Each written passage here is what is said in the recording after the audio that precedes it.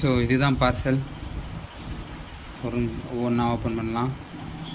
First ஒரு நெய் பொடி தோசை, அப்புறம் சின்னதாக 3 தட்டு வடை தோசை. இதில் ஏதோ போட்டிருக்காங்க, கேரட்னு நினைக்கிறேன், கேரட்டு தான்.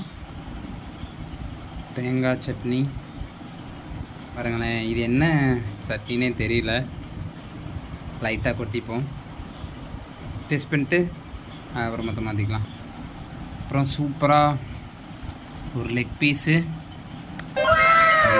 சின்ன சைஸ் வெங்காயம், இது கொஞ்சம் முட்டைக்கோசு. ஃபஸ்ட்டு நெய் பொடி தோசையை பிச்சு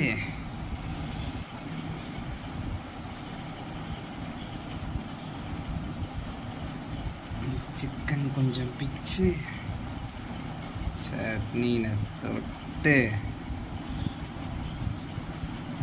ஒரு அமுக